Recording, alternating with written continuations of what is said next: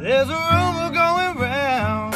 All the rumors are true, yeah. What you heard, that's true, yeah. The episode started off with the Islanders getting ready for the evening, and it was Katie's turn to give the evening toast, and she toasted to opposing opinions and also congrats to Zach and Molly to being officially closed off. It could be felt like a dig. No, babe, it's not a dig at you. Everybody does. Like, Luke's always like, oh, Moosh. Wow, what a cheers. What? You didn't tell us that. And people are like, we're so perfect, we're doing this, we're doing that. Do you know what I mean? And it's a bit like, hold on a minute. She closed off. I ain't even cheers into that still.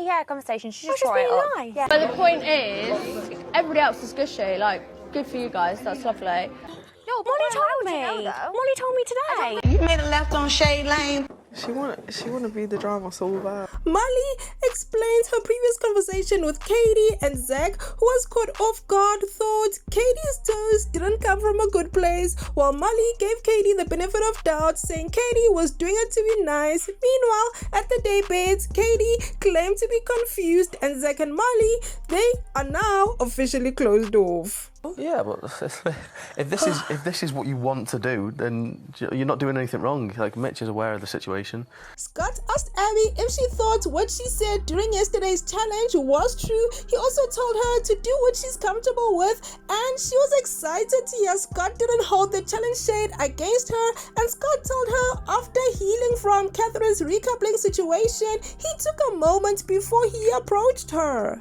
Like, we've got to see if there's something more there, you know what I mean? Yeah, okay.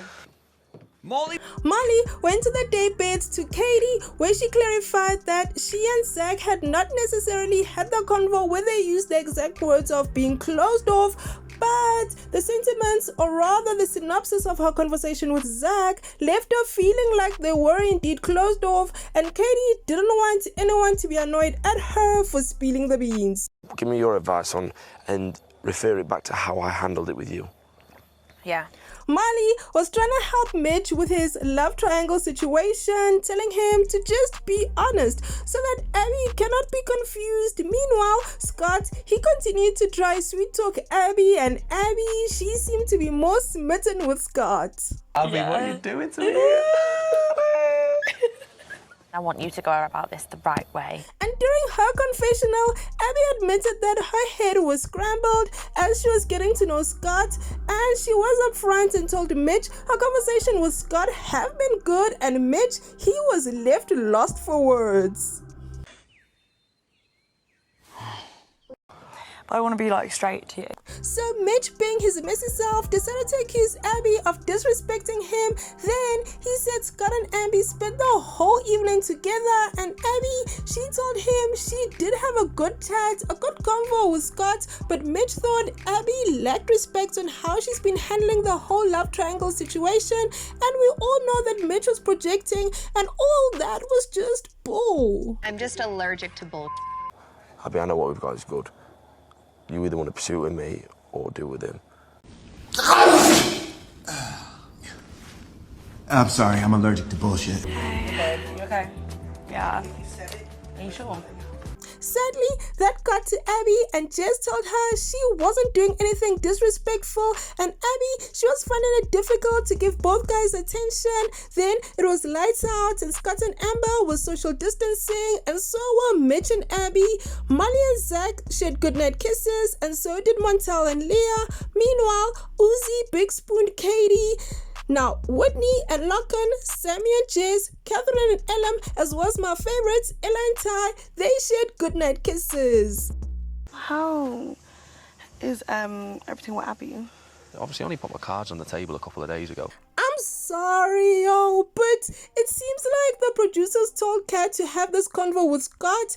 Anyways, she told Scott she's happy that things are no longer awkward between them, and she still cares about him. Yeah, right. Yeah. Listen, she 100%. hates Scott. Yeah. Then Whitney received a text. She's going on a date with Lachlan, and the Islanders sent them off. I like where things are going, can't lie, like, I really rate you as well. But at the same time, I feel like I'm just too comfy right now. He proceeded to tell her he plans on entertaining a new bombshell, but he doesn't want to dismiss his connection with her. Now look at Lady Karma, she is working fast. Elom was then asking Jess and Sammy for advice, telling them he didn't want Catherine to be shocked when he does move bad on the new bombshell. Why are you focused about another bombshell? Like, if you know you've got something good with Cat. Baby girl, that's not a situationship. That's a he's not into you ship. There is no situation at all there. I think right now you just have to live in the moment. The situation is that the ship has sailed and he is just not that into you, sweetheart. Whitney and Lachlan finally made it to their date, and Whitney admitted that Lachlan makes her tap more into her feelings, and Lachlan, he admitted that she makes him happy, and they both said that their fondness of their families is something that they both have in common. Then Whitney was telling him that he isn't her usual type on paper, but Love Island has taught her to sort or maybe seek out a nice guy. I can't even pretend to be a bad boy, like bad guy vibe. Like I'm not. Bad boys, what you gonna do? What you gonna do when we come for you? Back at the villa, Catherine joined Sammy and Jess, and they all spoke about Elom being open to getting to know a possible new bombshell. Kat, she was telling them Elom shouldn't be thinking about what ifs yet. She did think about what ifs when she was with Scott. It's giving hypocritical, it's giving karma. If you have something good, why ruin it? Why are you even thinking about that? Do you know what I mean? Cause karma is my boyfriend. Karma is a god. Karma is the breeze in my hair. Back at the date, Whitney and Lachlan speak about star signs and astrology. Apparently, they are not compatible because she's a Scorpio and he's an Aries. Anyways, Whitney's biggest fear is failing while Lachlan is living life with regrets, and they both agreed that honesty and trust are good foundations of a relationship. Then they toasted the night and ended the date with a kiss. I don't want it to seem like a surprise. Yeah, but one thing about me, I trust my connection. Skip. They're going around in circles saying the same thing, so let's move on. Scott and Abby were catching up, and Abby told Scott Mitch felt marked off because she spent more time with Scott. With that said, Scott told her to do what's best for her. Meanwhile, Mitch, he was panicking, and Scott, he tried to entice Abby into doing a workout with him, but Abby declined. Not because she didn't want to, but because Mitch would faff and complain about it. And he was telling the boys he wants his relationship with Abby to progress without any interferences. Meanwhile, Abby was telling Scott she enjoys it when a guy is grafting her. Scott's come over and shot his shot. It's difficult in here when there's a potential love triangle going on. As the Islanders are getting ready for their evening, Whitney and Lachlan returned from their date, and Whit, she was debriefing the girls while Lachlan was debriefing the boys about their date. Then the Islanders toasted the night. Mitch then told Scott he didn't appreciate him, Scott, mentioning him, Mitch, while he, Scott, was getting to know Abby. Talk about being a hypocrite. To be fair, I don't even think I brought you up in the conversation. It was yeah, I don't want to be muggy to Mitch. And then I was like, no, you're not being muggy. And karma's gonna track you down, step by step from town to town. As long as you're open and honest, I get you. Don't listen too much to what he's saying, don't listen too much to what I'm saying, just do what you want to do. Meanwhile, Abby was telling Amber that she enjoys getting to know Scott, and at the terrace, Elom clarified what he meant by getting to know a future bombshell. Then Kat and Elom kissed. Meanwhile, Zach was feeling horny, whispering to Molly, Do it. No, don't tell me. Do it. Watch what happens. Again, Zach insinuated he's always wanted to be exclusive and he's happy with Mal. And Montel, he told Leah he loves being around her, and they kissed. Meanwhile, the selfie power couple thought they were... It means we're soulmates. Is that what that means? Hi, have you all that We're yet? destined to be together, Uzi. I can't breathe. So the selfie couple kissed. Now at the couch, Ty was telling Ella she is his favorite person, and Ella wanted to know why he thought she was his favorite person, and he said because she is good, but Ella wanted him to elaborate. Because you let me be me, you're understanding, you're caring.